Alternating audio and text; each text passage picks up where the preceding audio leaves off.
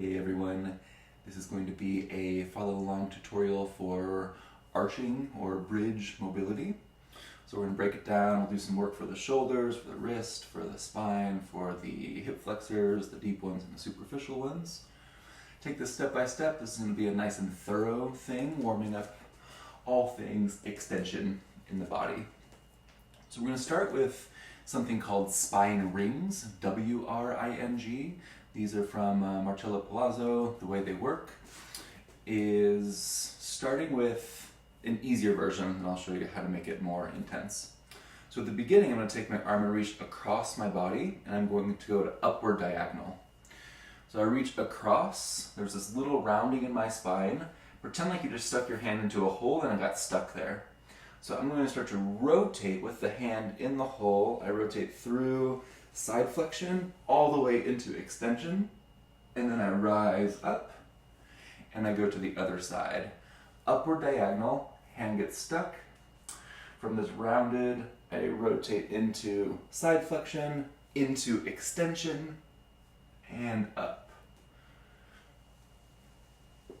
So we're going to do these side to side. To make these more challenging, I start to bring my hand more parallel to the ground. So if I reach straight across parallel to the ground, it requires more arch in the spine.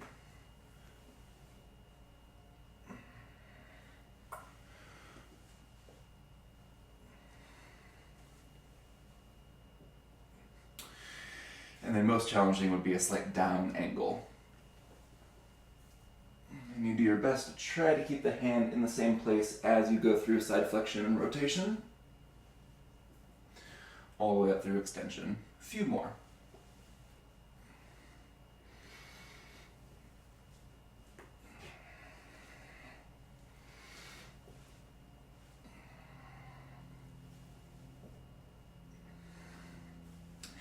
Good. Next one, we're going to do standing back bends. So I'm going to squeeze the butt, engage the glutes, trying to find an even curve in the spine, and then back to standing. As I come back, I don't need to fully kink my neck all the way back. I can try to keep, again, this even curve so I don't have, at the end of the chain, this big extension where it's hard to breathe. Keep going.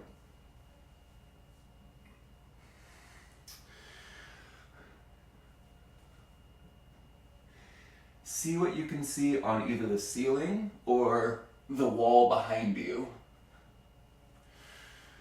Depending on where you are at and how advanced you are, maybe you can see something on the floor.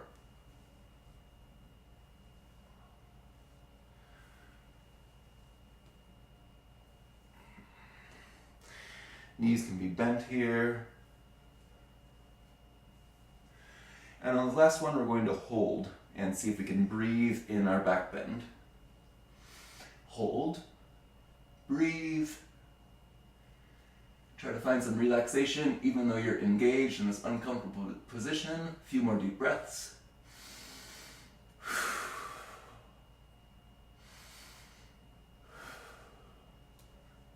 Good. I'm sort of using my hands as a little bit of counterbalance. Optional what you do with them. The main focus is on the spine here.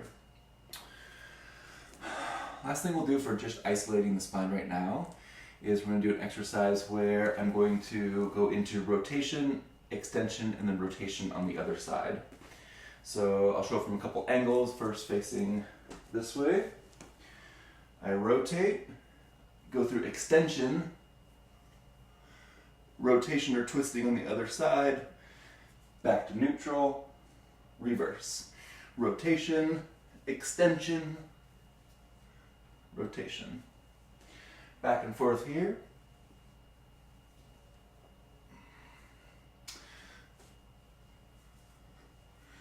Same thing as before, even curve. See if you can spot something on the ceiling or the wall. From the side, it looks like this.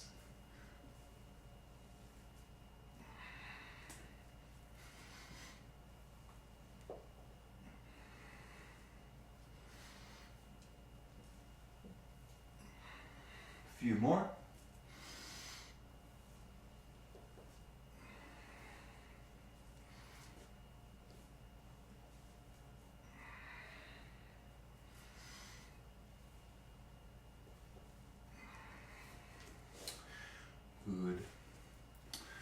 do the shoulders here.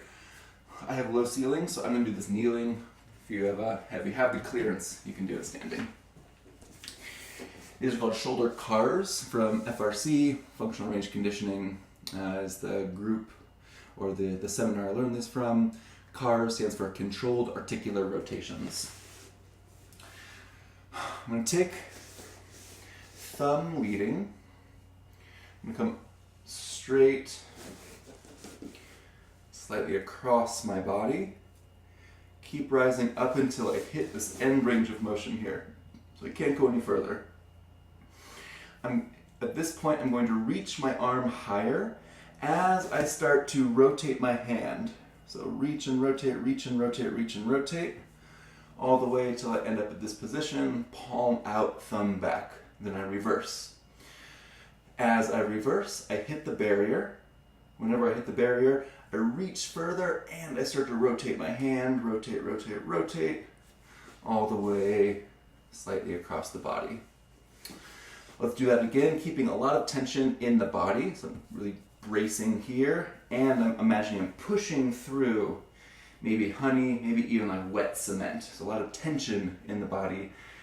As I come up, I hit the barrier, I reach and I rotate, rotate, rotate, rotate, rotate.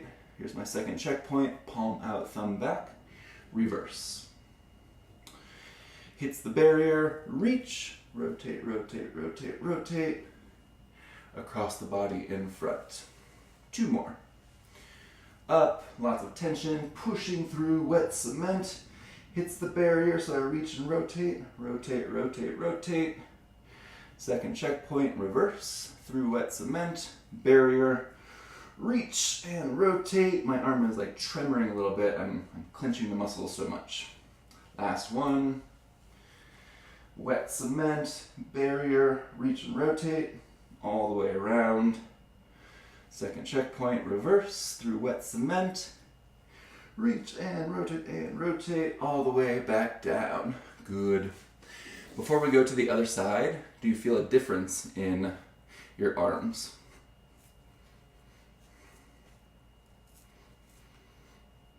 Side to side test. Just we did 4 repetitions of that. I feel a pretty dramatic difference between my left and my right side. Let's balance that out. Thumb leading across the body through wet cement, all the way to the top, reach and rotate, rotate, rotate, rotate, all the way around.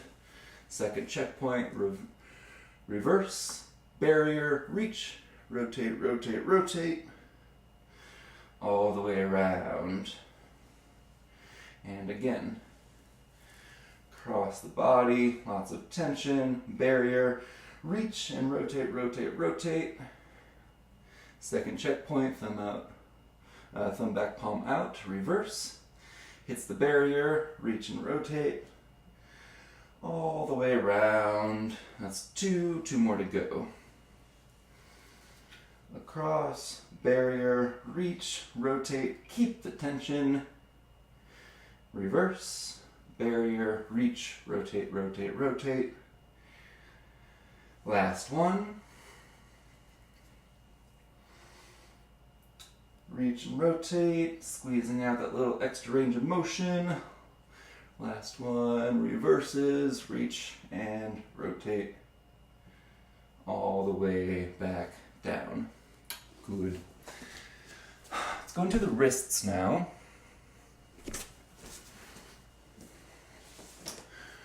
So for the wrists, there's lots we could do. We're just going to do one simple one for this extension angle.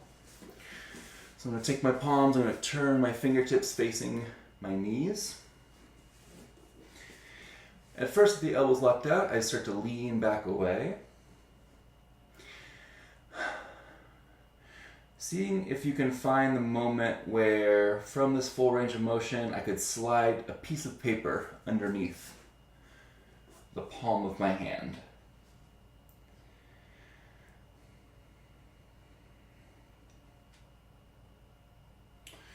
Now I'm going to start to bend the elbow, bring my elbows towards the ground as I start to peel my palm off, finding the stretch, and reverse. So we're going to do that 2 more times. So from the top, I start to peel, bend the elbows towards the floor, find that stretch, and reverse. Last one, peel, elbows bend. Feeling the stretch in the fingers and the palms, maybe the forearms a little bit. And place them back down. Good. So shake out the wrists.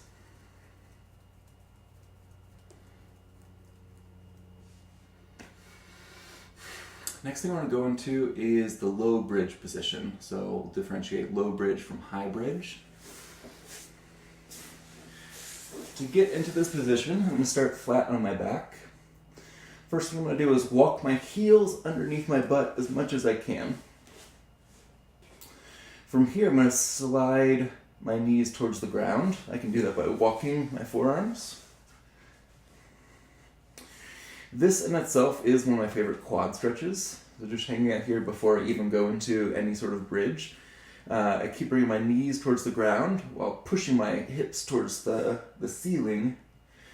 You should feel a good stretch in the quads. From here, I'm going to take my hands up towards my ears. And from here, options. I could just stay right here, or I could start to lift my upper back and maybe even my head into this low bridge position.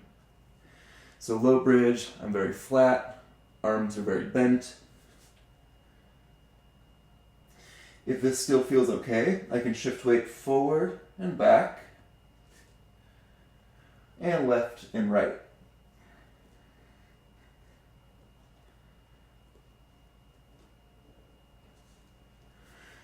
Good, quick pause.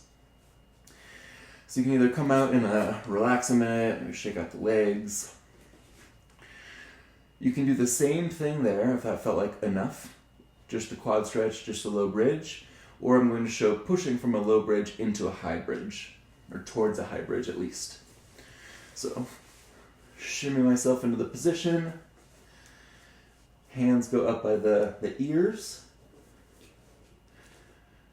Now I'm going to push up through the bridge and back down and go back and forth. 2, 3, chest goes towards the hands. 4, and 5.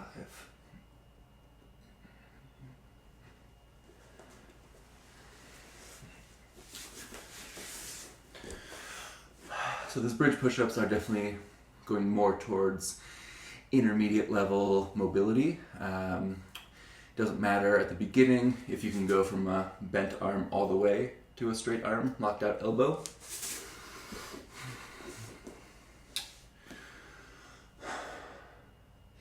As long as there's no pain there will be the indicator. So if you're feeling especially any sort of sharp acute pain, time to back off. If it's just the discomfort from a stretch, that's going to be okay, but all of this extension can be pretty tough on the nervous system, so especially if you're new to it, take it nice and easy. This is a month-long process. Good. Next thing I'm going to do is go towards a high bridge reach. Show what it looks like from a squat. Reach. So from my squat position, I'm going to take my hand, imagine my heel is on a train track. So I have these tiles on the floor, so my hand is going to stay in line with my heel. I'm going to place the pisiform side, which is the pinky side right at the wrist crease. You can feel this little knob, this bone called the pisiform bone. I'm going to place that on the train track. My fingertips are facing behind me. As I shift weight into the hand and extend my hips towards the ceiling, I'm going to rotate just on that pinky side into this position. Now my fingertips are facing behind me. And come out of that position and go to the other side. peasy form in line with the heel of the foot. Shift weight, arch, and reach behind you. We're going to go back and forth here. I can continue to reach as far back behind me, or I can start to reach towards the floor as if I'm going to go into a full bridge. Notice I'm coming up on the ball of the foot.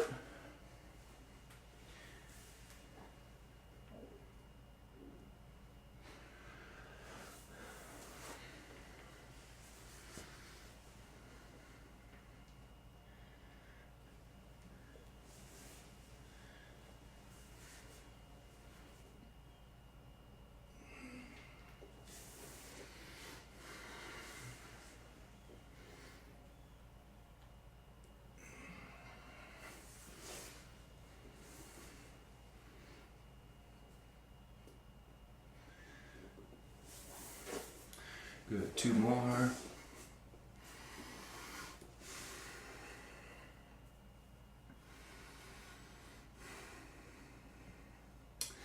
So those are some pieces that will be very helpful in getting the mobility for the high bridge as well as the low bridge. I'll differentiate between the two, and then I'll show a few bonus exercises here. So, I kind of mentioned this in passing, but I'll show the difference between high bridge and low bridge, what's in between them, and how to rotate into those positions. So for my squat, the low bridge is seen more in the world of capoeira.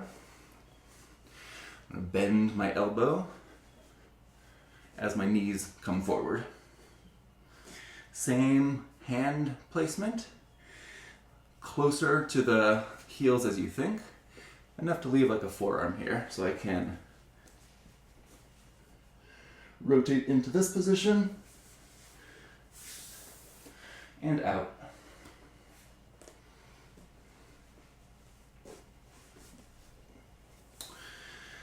So at the beginning,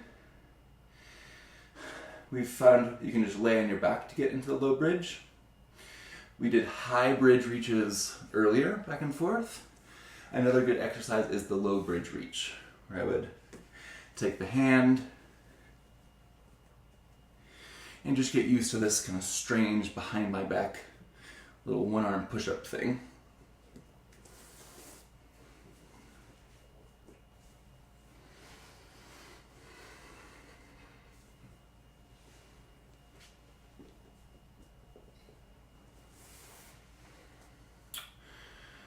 The high bridge is more the gymnastic style bridge.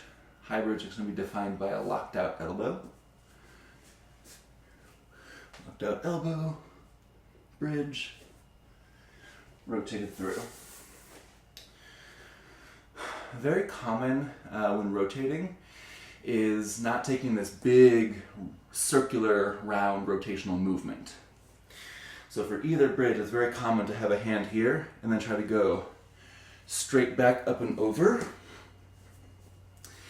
It is possible, of course, but the better way to learn it is to, as you do the reach, I'm taking my free hand and it's like putting on a cape. So to trace this big circle,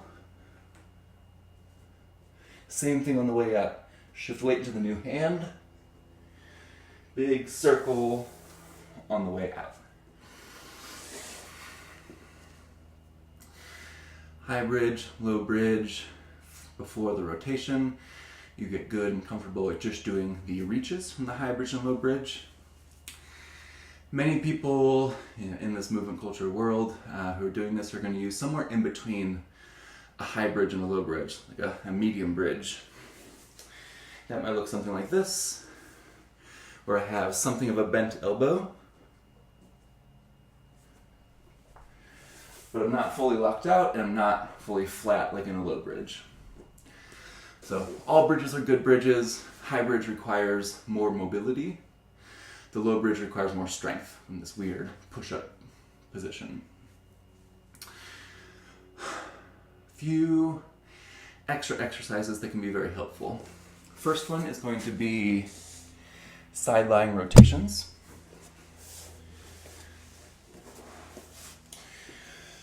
For side lying rotations, I have 90 degrees, roughly. At the hips, I take my bottom hand, put it on top of my knee, I take an ice cream cone, and I smash it on the ground. I'm going to trace a rainbow with that ice cream cone, similar to the cars that we were doing earlier. I'm going to keep a good amount of activation in the muscles or tension in the muscles. I hit this barrier, I can't go anymore with my arm. So then my spine starts to come in, trying to bring my top scapula towards the ground. And reverse. No need to come all the way down. The main thing that we're doing is this range of motion above my head and behind me. So find the place where you can move your arm. It hits a barrier where you can't move the arm anymore. So the spine, thoracic spine, upper spine comes into play. So we're going to go back and forth here. This one is working both the shoulder as well as the thoracic spine. These tend to be two sticky spots for people in general, especially mobility limitations in the bridge.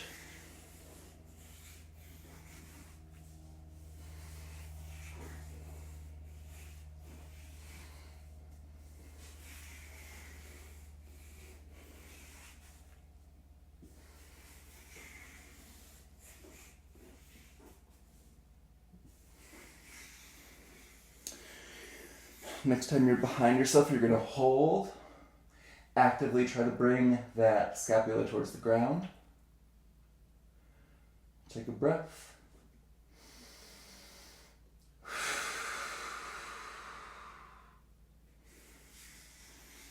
And release. Let's go to the other side. 90 degrees at the hip angle, bottom hand pins down the upper knee, ice cream cone, smash into the ground, start to trace the rainbow, hit the barrier where the shoulder can move, then the spine comes in, scapula on top towards the ground.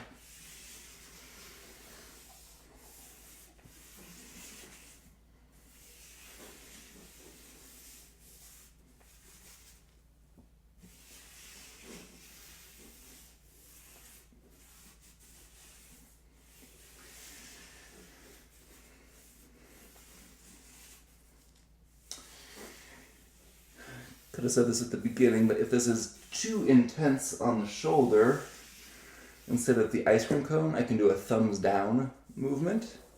Same thing applies, it just creates a little bit more space if my shoulders and spine are very limited. And if I want to intensify, rather than the ice cream cone, I'm going to use the spider. Fingertips of the spider. Same thing, I hit the barrier, I can't move my shoulder anymore, so I move my spine, trying to keep all 5 fingertips on the ground. A few more. Remembering to really reach, tracing the biggest rainbow you can away from yourself, keeping activation in the muscles. And on this last one, we're going to hold. Actively bring the scapula towards the ground. Make sure you're pinning the legs towards the ground. Take a breath.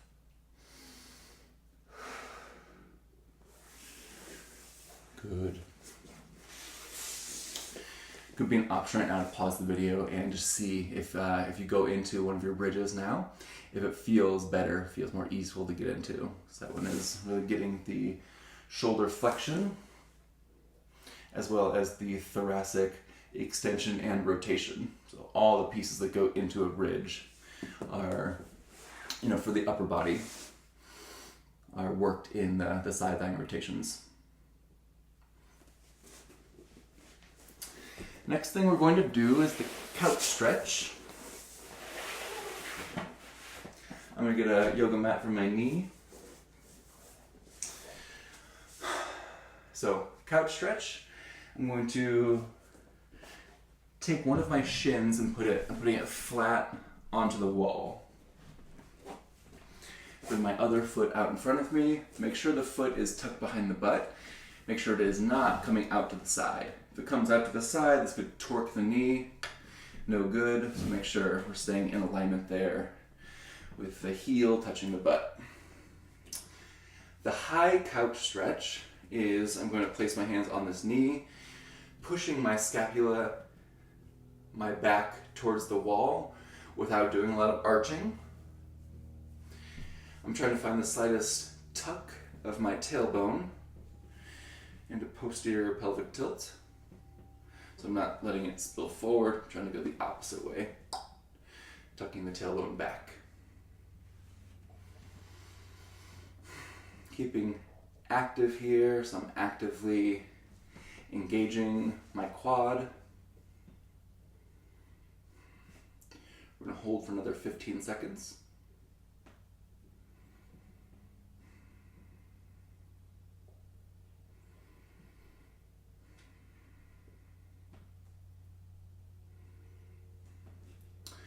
From here, we're going to go straight into the low couch stretch. So I'm going to start to slide my front foot out. I'm going to leave my back shin and foot on the wall, but I'm going to allow my hip to come forward too. So I'm coming into like a deep lunge.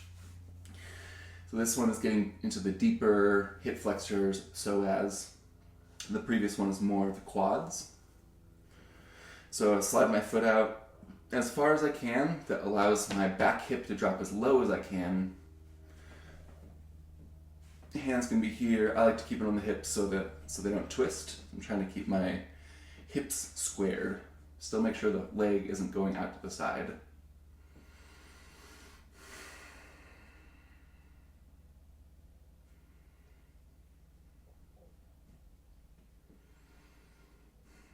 Just gonna hold for another 5. Take a breath. Good. If I wanted to do a little hamstring bonus, I would slide that foot forward and go towards the front split. But this is a bridge tutorial, so we're going to stay with the high and low couch stretch.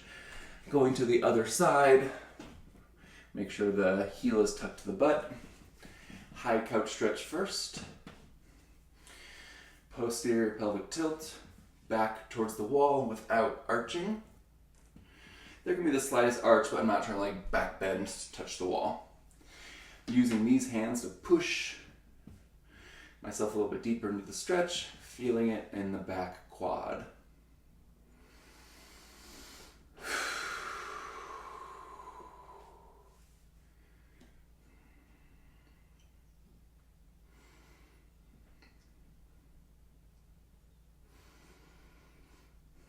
Notice if you push your top of your back foot into the wall, you'll feel the activation in the quad. This is not a passive stretch. I'm trying to keep the muscles active as I go. One more breath here.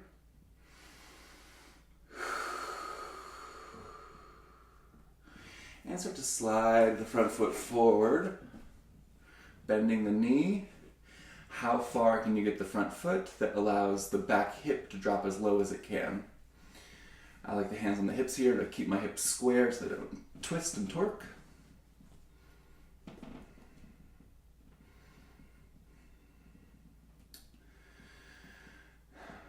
Again, this low couch stretch gets to the deeper hip flexors. These are very commonly forgotten as far as limiting mobility factors for the bridge. Squeeze a little bit tighter, keeping it active. One more breath.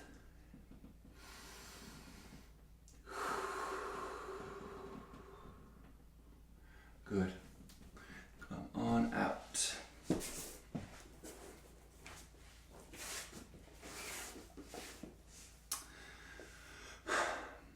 Last thing we will do for this tutorial is going to be a feet elevated bridge.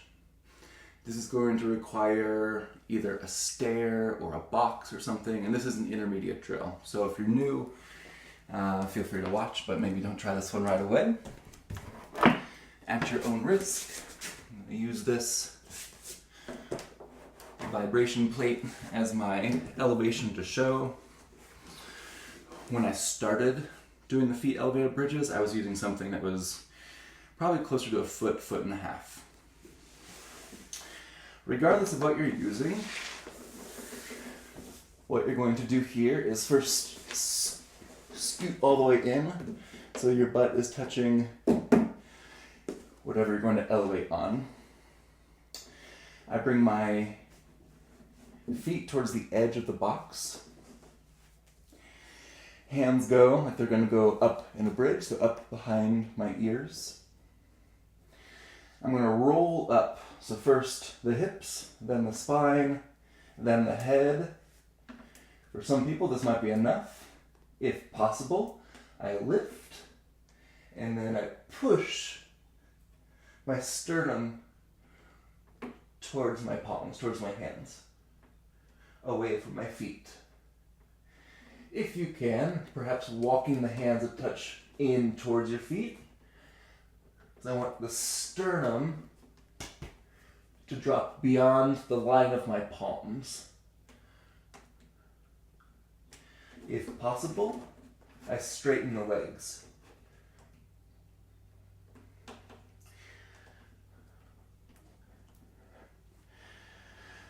I reverse, rolling down to come out of that position. So this drill is good at helping the, again, chest and shoulder mobility. Very common in bridges is there to be this big kink in the lower back that takes a ton of the force. So we're going for this more even, harmonious curve. The low back has been called the great compensator, meaning wherever there's other restrictions, the lower back can take over. Common cause of low back pain. This one is good for, I would say, 20 to 30 seconds for 2 to 3 sets at a minimum for doing the feet elevated bridge. At the beginning, it's good to mobilize everything, taking it piece by piece. As the bridge becomes more and more available, you'll need less and less warm-up to do it. For a while, a few sideline rotations, low bridge quad stretch, a couple bridge push-ups, and the feet elevated bridge. That was enough to feel like I was in my full back bend. So every body's going to have, different unique restrictions, different things that are more flexible, more tight. So these are all very general recommendations, and of course, like working with the coach to really specify is going to be the best course of action. But this should be plenty to get people started. I'd recommend kind of going deeper into bridges. Like if you really want to get the bridge rotation or more advanced things like a kick over or a walk over, I would recommend like 3 to 4 sessions per week that you go through a more thorough routine. And even on the off days, don't do nothing for it. So still do a little bit of extension, maybe doing the mobility drills a little bit more gently, but trying to do that most, if not all, days of the week, that you're really telling your nervous system, telling your nervous, musculoskeletal, fascial system that you care about this position.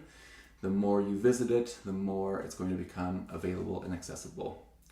I love this bridging, arching world. It opens up so many things. It opens up acrobatics. I think it just feels really good in the spine. Eventually, I remember it not feeling very good for quite a while at the beginning. So be patient. I had never done a back bend for the first 27 years of my life. So no matter where you're at, there can be improvements, and there's always different options, and that'll be for another tutorial to see, once you have a bridge, all the things that can be done with it. Thanks for watching. Feel free to reach out with any questions.